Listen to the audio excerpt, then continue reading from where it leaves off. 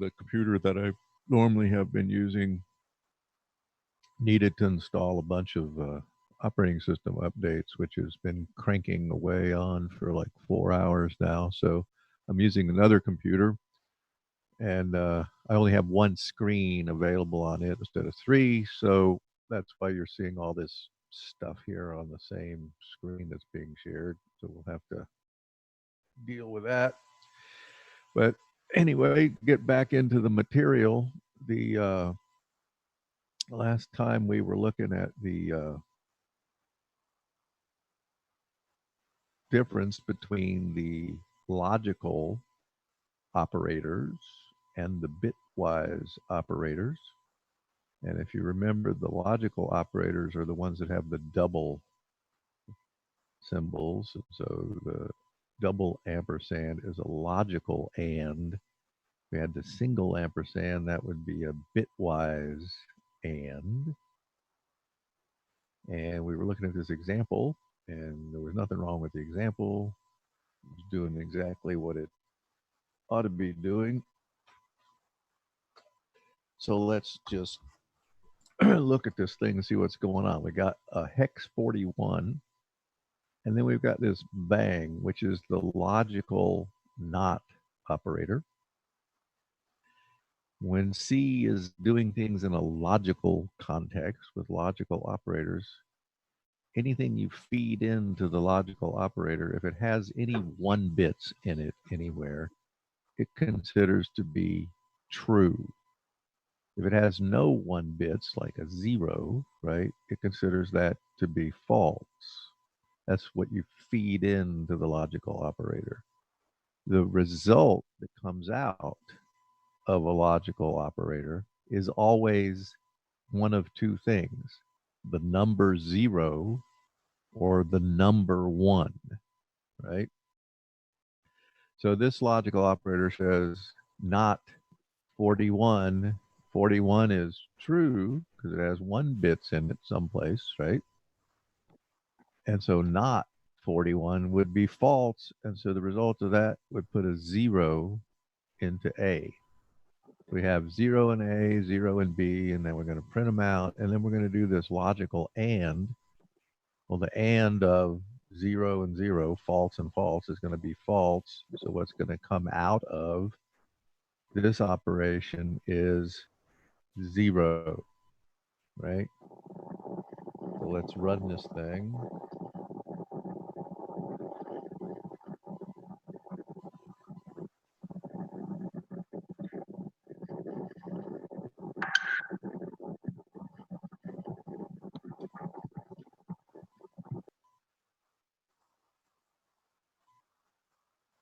And you see that indeed we get, it prints out 0 for the A, 0 for the B, and then the result is 0 as well.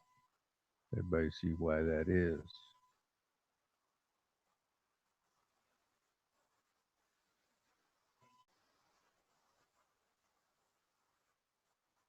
So now we want to go to another little example I have.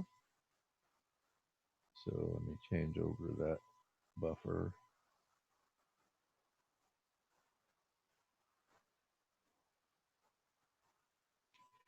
And so we have the, why did you put the 0x in front of each number?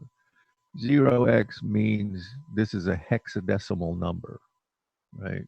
So just, you know, it's kind of silly. 0 in hex is the same as 0 in decimal. But in this one, I'm getting 41 hexadecimal, not 41 decimal. It doesn't make any difference, really, for the purposes of the example. It's just something that has ones in it, something that doesn't, right? So in this one, it's a little different now, right? We have taken off the logical not on there. And so what's getting crammed into A is 41. And we have 0 in B. So when we print it out, we're going to get 41 hex and then 0.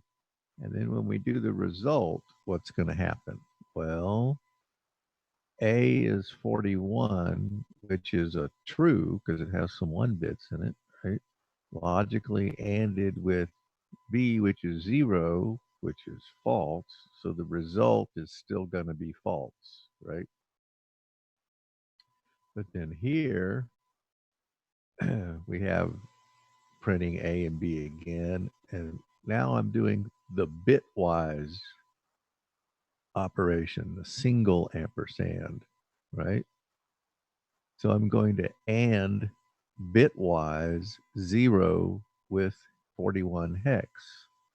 Well, that's going to produce 0 as well, right? Because I'd have to have ones in the corresponding bit positions doing the bitwise AND to get a 1 in the result anywhere. So that'd be 0. Now I'm going to put 7 in B instead of 0. And then when we do the logical AND, what is going to happen? Well, A is 41 hex, so that's got some 1 bits turned on. So that's true. True ANDed with 7, it has some 1 bits in it, which is true. So I should get 1 out of that, which is the result of the logical operation is always either the number 1 or the number 0. So let's run this guy.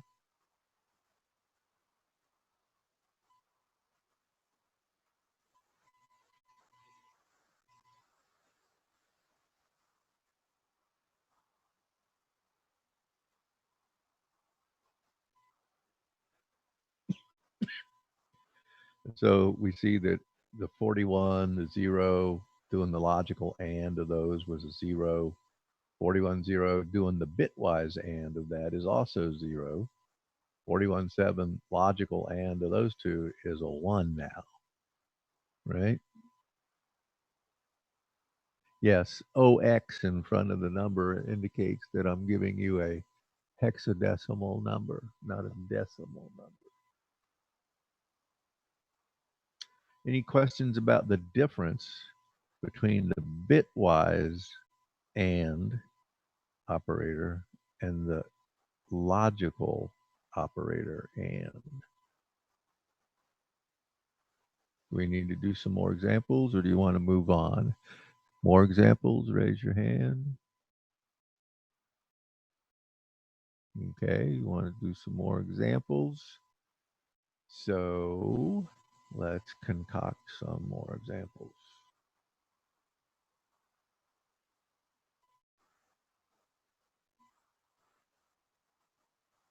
Let's go over here to this thing and review the bitwise operations. Make sure everybody's cool with that. So when you use the single operator, the bitwise, not the logical operator, right? You take the two things that you're dealing with and you line them up bit by bit. And you're doing the AND of this with the corresponding one here. The only time you get a 1 down there is when both of these in that position were 1. So I'm going to get a 1 here. I'm going to get a 0 here. I'm not going to get a 1 there. Not there, not there. But here they're both 1, so I get a 1 down there. That's the bitwise, bit level ANDing of the bits. That's not using these in a logical context, right?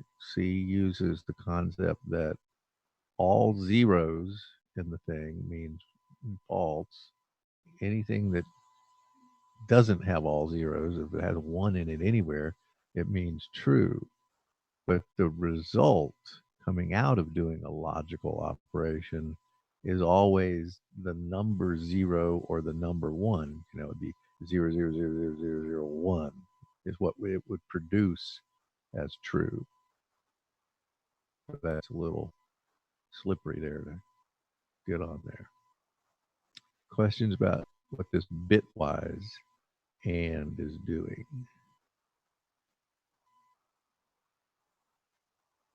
So let's just do some more bitwise type stuff.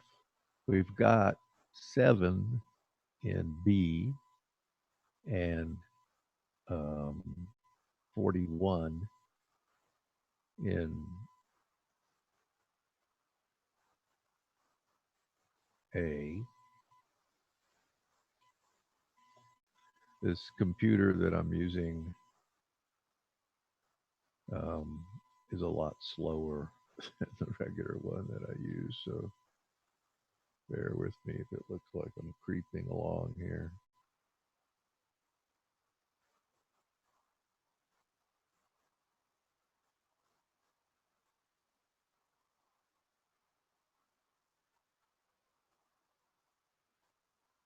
Let's concoct another example here where now we're going to do the, we're going to do the bit level and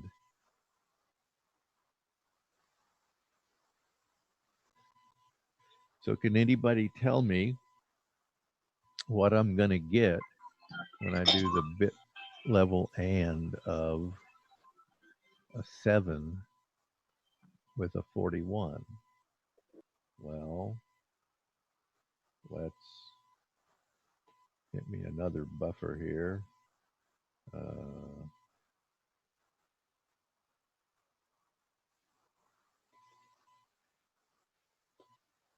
And I'll use this from my blackboard. So we got hex 41, right? And we got hex 7. So what is hex 41 look like? Well, on the right, we're going to have 1 in 4 bits, right? And then on the left, we're going to have 4 in 4 bits. So you see, this is the 1, and that is the 4, right? So that's 41 in there. What does the 7 look like? Well, on the left, you're going to have zeros, and on the right, you're going to have the number 7, right? So when I do the bit level and of that, what am I going to get? Well, in this position over here, I should get a 1, right? In the next position over, I should get a 0. 1 and a 0, that's all going to be zeros all the way for the remaining positions. So does everybody agree that that is what I will get when I AND a 7 with the hex 41?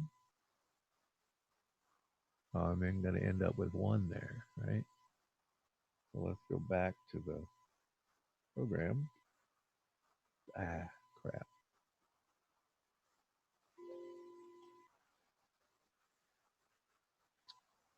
And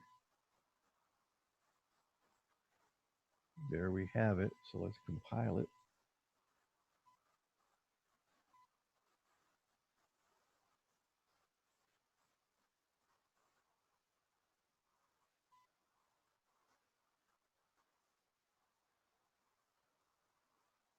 Save it. So we finished compiling it. So let's run it.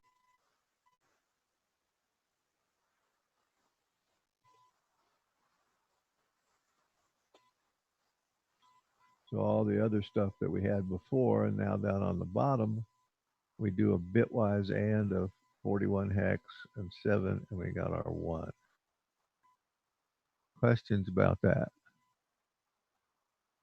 So do you see the difference between doing bitwise and the single character operators and the logical operators with the double operators?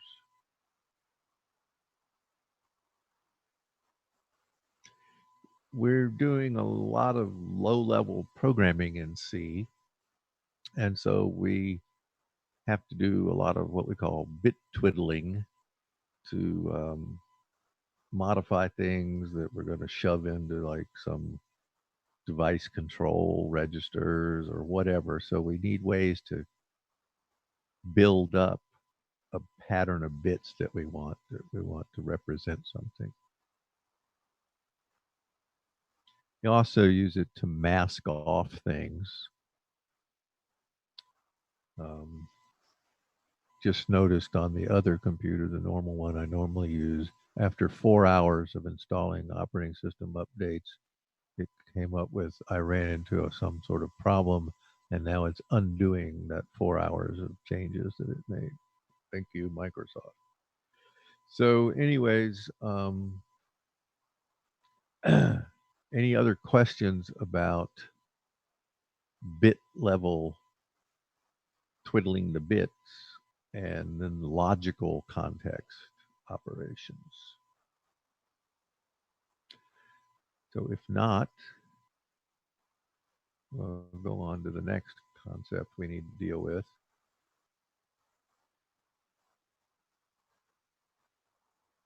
which is how do we represent signed numbers and how do we represent unsigned numbers in the computer? Well, unsigned numbers is just binary magnitude, right? Positional notation. So if you had our favorite number 15,213, which ends up being this in hex, in binary, it would look like that, right? The D is the rightmost 4 bits over here. This one, right? That's the D. And then the 6 is this, right? 4 plus 2. The B is an 11, right? So 8 plus 3. And the 3 is these 4 bits here, a 1 plus a 2.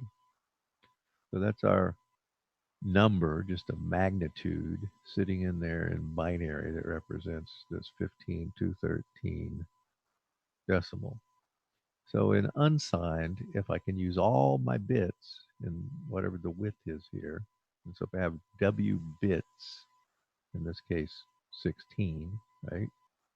What the value of the unsigned number is just the positional notation going from 0 to W minus 1, 0 to W minus 1, and summing up x sub I times 2 to the I, right? So this 1 bit here means 1, 2 to the 0, or 1.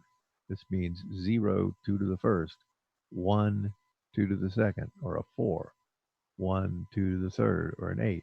So you're just summing up the weights, just like you do in decimal, right? For the positional notation, the base to the 0 power, 1 power. That's what, all those number representations mean, weighted sums of the values, right? So that's the unsigned guy. And notice in the unsigned guy, we could just keep going all the way over till we got to here.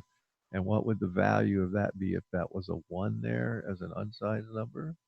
It would be 2 to the W minus 1, where we have W bits, right? So far, so good. Now, when we have this thing called two's complement representation, we aren't going to represent just positive values. We want to be able to represent both positive values and negative values in some width of bits. Well, one scheme you could do for that would be just look at this leftmost bit, and if it's a 0, all this stuff over here is a positive number, and if it's a 1, all this stuff over here would be a negative number of the same magnitude. So to represent minus 15,213, I would put a 1 there, and then this would be all that weights that add up to 15,213. That would be called sign magnitude notation. And that would be, a plausible thing. You might think, well, I could use that in the computer to represent positive numbers. Half of the range is devoted to positive numbers because that's a 0, and the other half would be devoted to negatives. because I put a 1 there, and then I put the magnitude over there. But we don't use sign magnitude notation to store the integers in the computer when we want to store positive and negative values. We use a different scheme called two's complement notation. And in two's complement notation, the weights of the um, things, it's clearer if we look at the next slide. One way you can think about two's complement notation is for our positive values, we do just like we did before. We just go through and sum up the weights of all the positions, right, and get the number. In the case of the negative numbers, though, we're going to use this high order leftmost bit and flip it on as a 1, and it's going to represent minus a big weight. And what is that big weight? Well, the weight would be 2 to the W minus 1 minus 1. That would, like, so all this stuff that gets added up here, note it's different where the ones are here, right? There's a 0, but there's a 1 there. So these numbers that I've got over here is not the same as the magnitude that's showing in the positive one. It's a number such that when I add it to this big whopper negative weight, I get the number that I want. That's one way of thinking about it, that this two's complement notation. The other way to think about it is I take the bits in a positive representation and I flip all the bits from what they are to the other value. So I'd make the 1's a 0 and the 0's a 1. Flip all the bits and then add a 1 to that, and that's what you get for the negative representation. So the easiest way to look at this is look at some small values, like 4-bit things. I keep doing the wrong command.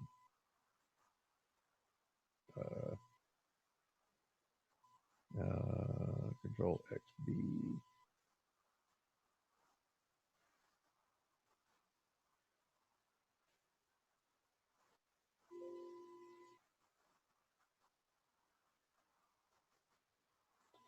Here's my blackboard. So what if we had, rather than dealing with a whole big 16-bit thing, let's just look at a small 4-bit thing. And so look at a two's complement notation using 4 bits. If I had the value 4, right, that's 4 in binary, right? 2 to the 0, 2 to the 1, 2 to the 2, that's 4, right? If I take that 4 and I flip all the bits, turn the 0 to 1, 0 to 1, 1 to 0, 0 to 1, and then I add 1 to it, right? What's going to happen? 1 plus 1 is 0, carry the 1. 1 plus 1 is 0, carry the 1. 1 plus 0 is 1. And then this is a 1, right? So I get that value as my representation for negative 4 in two's complement notation. So you can think of it as this leftmost bit here adds in this big whopper negative value, right? In our case, the negative value would be what? It would be negative 8, right? 2 to the 0, 2 to the 1, 2 to the 2, 2 to the 3. So they're saying this represents a negative 8 weight. So the number that you want in your magnitude over here is the number such that when you add that negative 8 to it, you get the right number. Well, that would be the number 4. Minus the 4 plus the minus 8 gives you minus 4. So that's one way to think of it, as this being this huge negative weight. The other way to think of it is, okay, take all the bits, flip them, add 1 to it, and then that produces the correct thing for you. So what if we had 7, right? That would be the biggest positive number we could have if we had 4 bits in 2's complement notation. We can't use this bit, in other words. This bit is always going to be a 0 for a positive number and a 1 for a negative number. So the most negative number we could have would be put zeros here, because when you add zeros to the -8, you get the biggest possible one. A little tricky, right? If we had just pure magnitude, unsigned number, the biggest number I could have would be use all of them, right? And what would that number be? That number would be 15, 2 to the 0, 2 to the 1, 2 to the 2, 2 to the 3.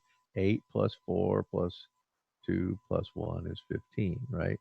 Which is what? 2 to the 4 minus 1. So I got 4-bit positions, 2 to the 4, which would be this number over here, 2 to the 4 minus 1. So my unsigned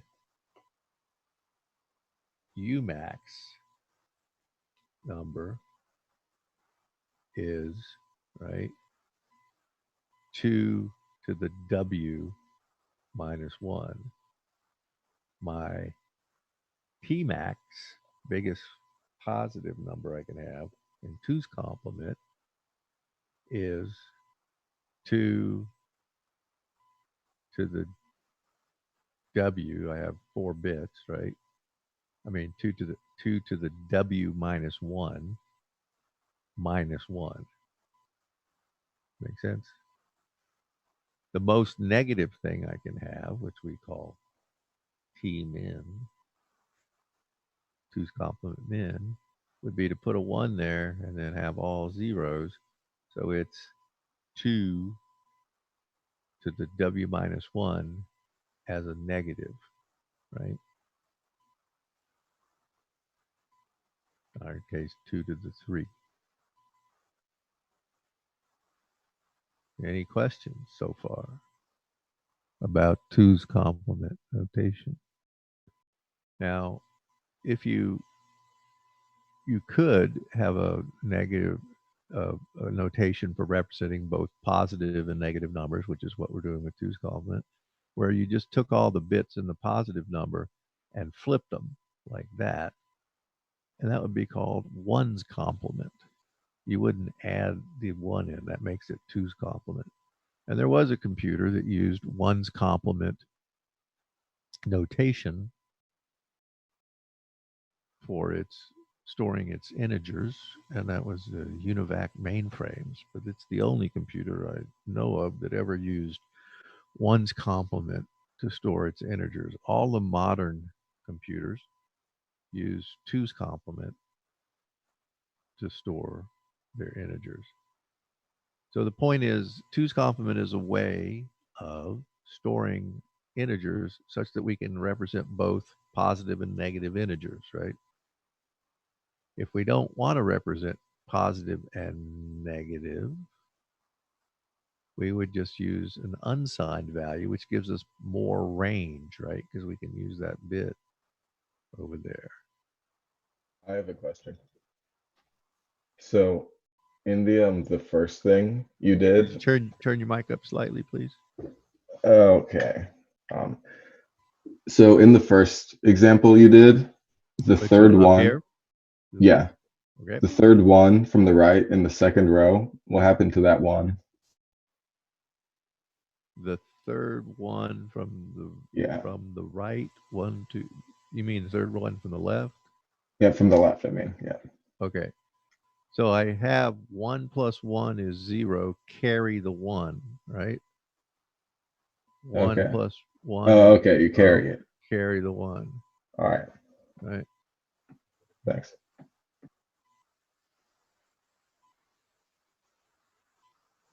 Does that answer your question? Yeah, you answered it. Thanks. Okay. So two's complement is how we store integers. So when you say int in C, declare a variable to be an int, that's what you're getting. You're getting a two's complement number that can store positive and negative numbers in a given width. In the case of the int in C, you're getting a 32-bit 4-byte entity to store those positive and negative values, right?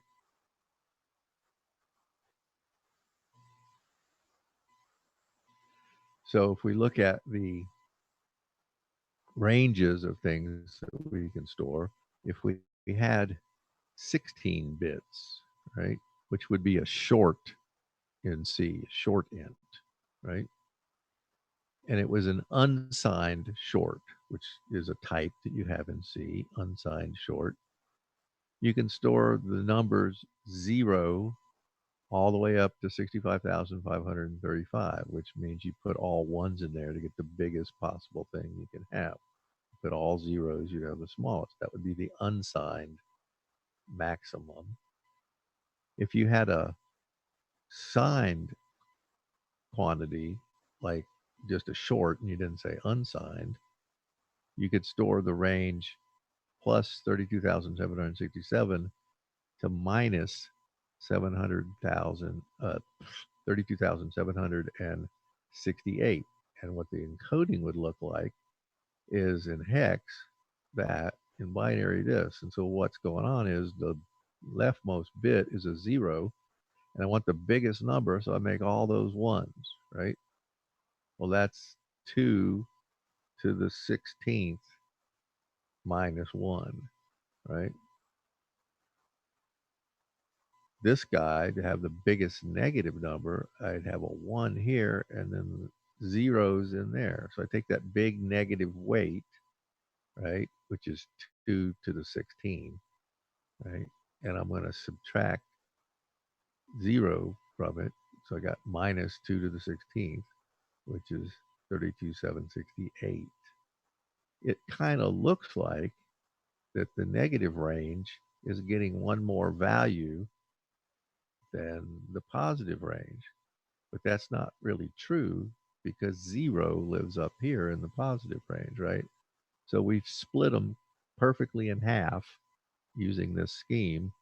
We have devoted half of the encoding range to the positive numbers and half of the encoding range to the negative numbers, right? It's just that we don't use the same magnitude here. It's kind of an upside down magnitude, such that when you add that to this big negative weight, you get the proper number, right? So what does minus 1 look like in two's complement? It's all ones, right? The smallest negative number I could have would be to have 1 here and the biggest possible thing that I could subtract from that negative weight. Does that make sense? So somebody wants to see how to represent -7. So we go back to my blackboard over here, right? If I had 4 bits, right, and then I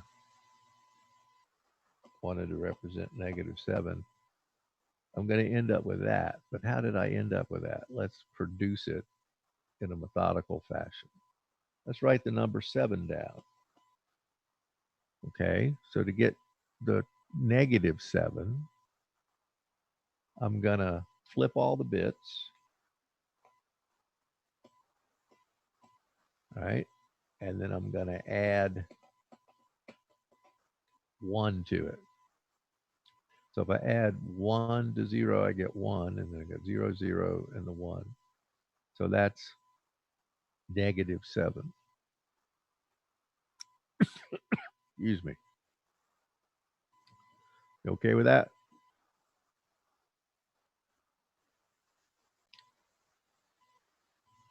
So that's slightly confusing, right?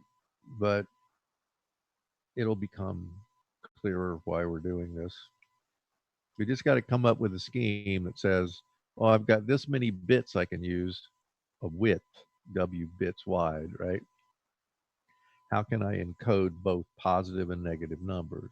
The unsigned ones, I'm just going to use all the bits for encoding numbers. So I can use all my ones all the way out to the leftmost position.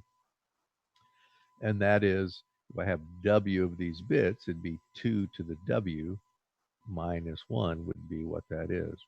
Binary has the interesting property that if you have all ones in these positions, the value of that is what a 1 and zeros in all the other positions minus 1, right?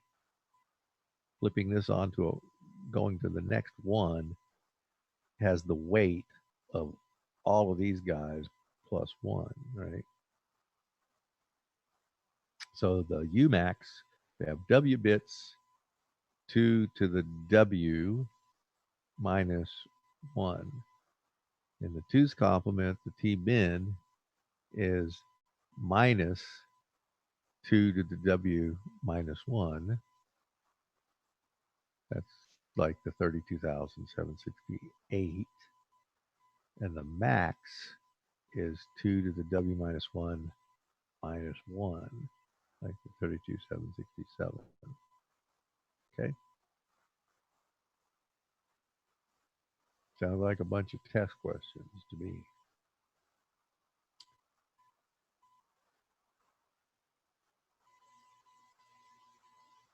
Okay.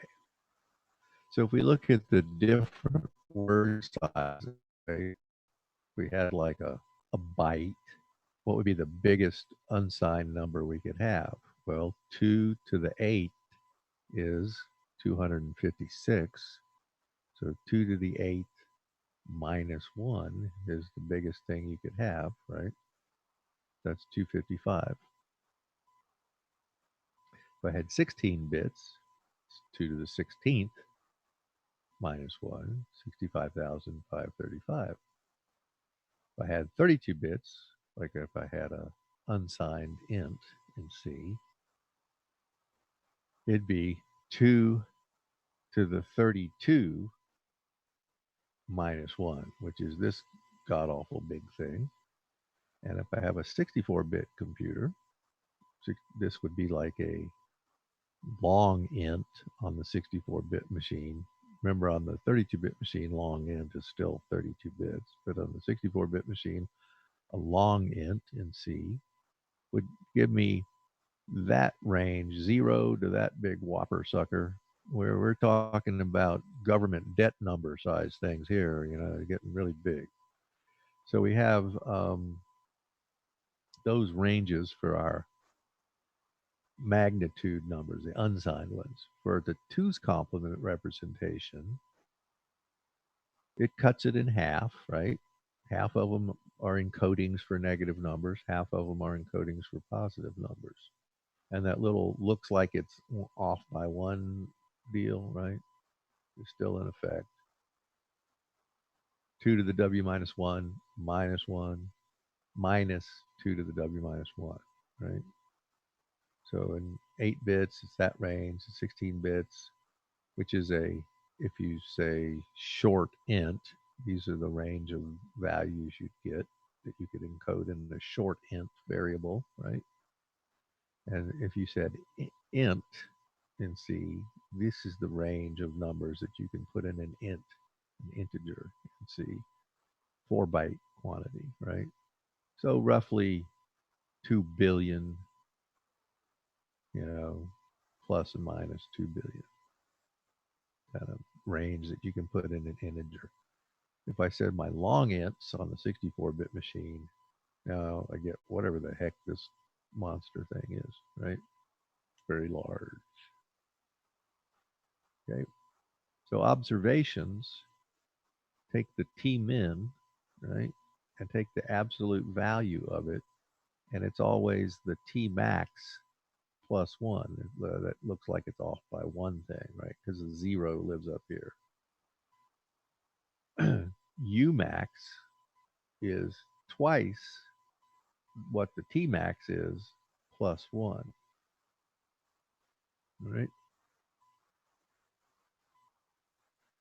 Questions about two's complement notation for representing numbers in the computer. Be careful with your um, terminology. People often say things mistakenly and think that two's complement is how you represent negative numbers. No, two's complement is a notation for representing both positive and negative numbers given a fixed width, W bits, right? So it's not like two's complement is only the negatives, right? Seven, the number seven, 0111 in 4 bits is a two's complement positive number, right? Two's complement is a notation for representing signed numbers, positive and negative. Okay, so don't fall into that trap, misusing the words there.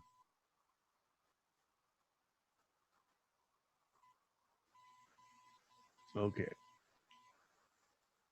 so unsigned and signed numeric values, excuse me,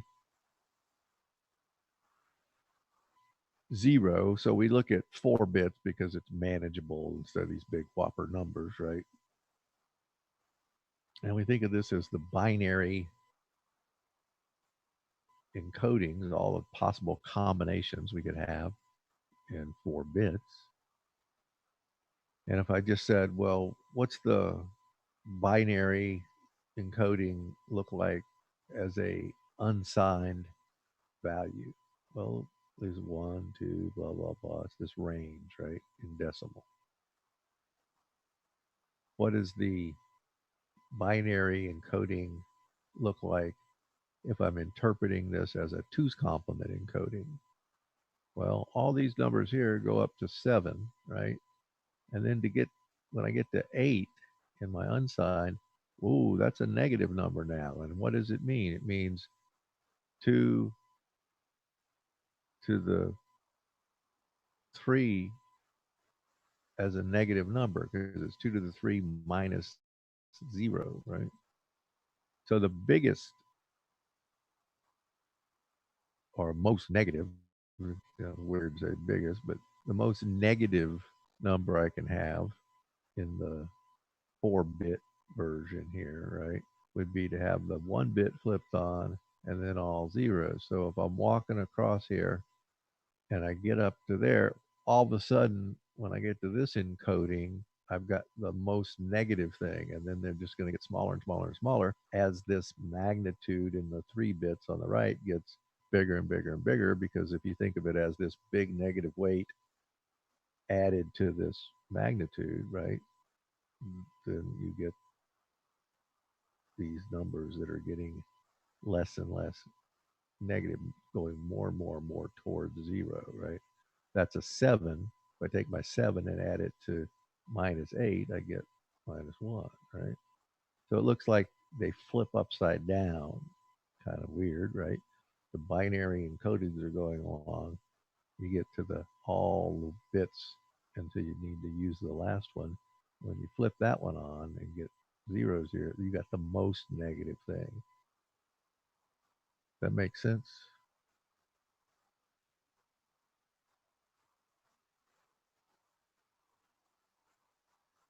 Well, even if it doesn't make sense, do you see how it works?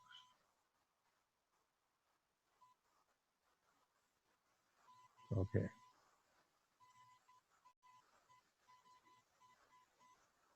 Okay. So when we write C programs and we write these types down, like I declare a variable to be an unsigned integer, I could declare a variable to be an integer. If you don't say unsigned, you get the signed two's complement flavor of things, right? If you're only going to have positive values that you want to put in something, then you could use an unsigned, right? That being the case, we've got some variables in our program that maybe we declared as unsigned and some variables that we declared as signed. And then the question, of course, is going to come up, ooh, what happens when I start mixing these things around together? What are the rules for how that works? Which is this business here, mapping between the signed and the unsigned stuff. So if I start out with a two's complement entity, which he's going to symbolize as two's complement with the T, and then I just treat that as the binary magnitude form to get to unsigned, right? Just treat it as a big magnitude. We'll call that UX, the unsigned form. And then the unsigned form getting turned into the two's complement form. So the trick is when you're writing things in your C program, you're providing some sort of context for how you want things interpreted. And if I have a two's complement value and I want to reinterpret it as a signed, as an unsigned value, right? I would just get to look at the same bits and interpret them as an unsigned value. If I have an unsigned thing and I want to reinterpret it as if it was a signed value, I don't change the bit pattern. I just reinterpret it as a two's complement value, right? So we don't, when we cast types, in other words, between unsigned and signed quantities in C, the bit pattern doesn't change. It's just we're changing the meaning that what it means to us, right? So if I took a signed value like an int or whatever, and it contained these values here, and then I reinterpreted it as unsigned, well, nothing changes. But when I get to my negative values, and I reinterpret what they mean as an unsigned value, they're going to look like these numbers, right? -1 is all ones we saw, right? So if you thought of that as an unsigned number, you think of it as 15. So the least negative number gets turned into 8 here. The the negative number closest to 0, -1, gets turned into the biggest one because all the bits are flipped on. So when you're reinterpreting from thinking in the context of two's complement to looking at it and say, well, what would it be as an unsigned number, right? The small negative numbers look like big, big numbers in the magnitude form.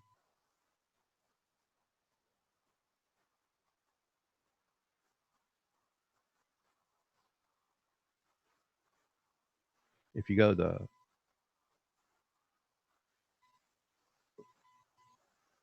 next slide, it says, okay, they're all the same until you get to the negative ones, and then the negative ones look like they're upside down, right? The -8 turned into 8, -7 turned into 9, right?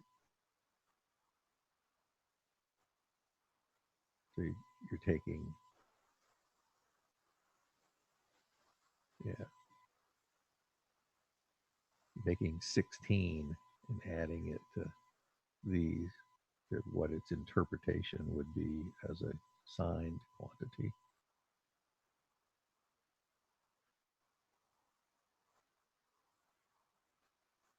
Okay. So this is just trying to show you that concept graphically, what's going on here, right? An unsigned number can use all the bits, right, to just mean a big whopper magnitude.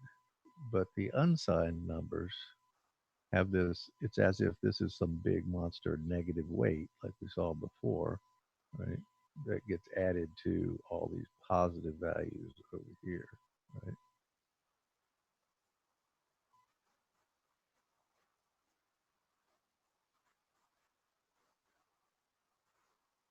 Map a negative signed number to a signed format, it becomes positive. Yeah, because It's the other way around.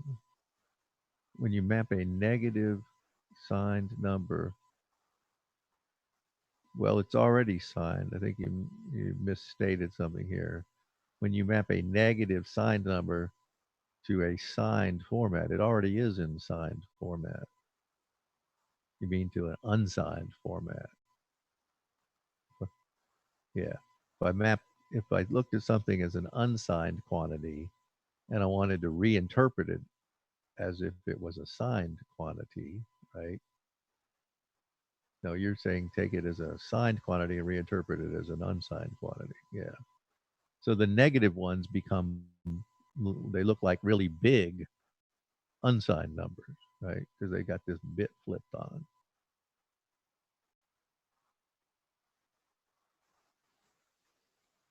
Well, it's not so much a use for that. You just have to know what you're going to get when you do that, right?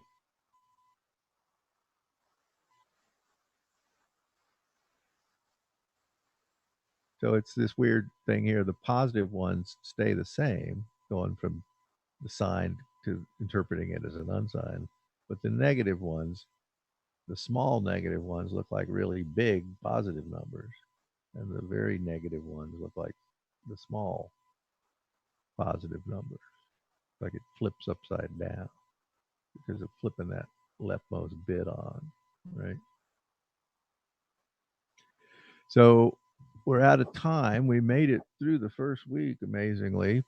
Note that on the second week, there is a homework assignment. So it's already out there. If you go to the second week's module, you'll see a homework assignment out there. And I label them with names like homework week two. I don't label it like homework one. I always have this off by one craziness. So I call it homework week two. And so week two's homework will be due next Friday at 5:30 p.m. Every week now from now on, you'll have a homework set due at 5:30 on Friday. So that's just a sort of thing you get in the rhythm of doing. You can work on it piecemeal and upload it to Canvas, when you get your first problem solution, because you can upload to Canvas 47 times and the grader is only ever going to see the last one that you uploaded. So it's always a good idea as you're working on them to go ahead and upload what you've got in case, you get down to Friday and you forget to upload the thing and you haven't uploaded anything, then you didn't get any credit for any of the ones you worked. So go ahead and dump them up there as you get them to make sure you don't forget to upload something. So I will see you either at office hours today at 2 on Friday. My office hours are 2 to 3, or I will see you Monday morning. So work over these slides and make sure this two's complement stuff gels in your head. It's a little strange at first, and then make sure you understand the difference between these bitwise operations and the logical operations. Write yourself some little C snippets like I was doing here and just, play with it with some little printf stuff and a C program to see if it's doing what you think it ought to be doing and that you understand what's going on. That's the best way to learn it, is just to have little sample programs here using the operators. So play with that and then play around with two's complement and we'll go from there. Have a great weekend or see you at office hours.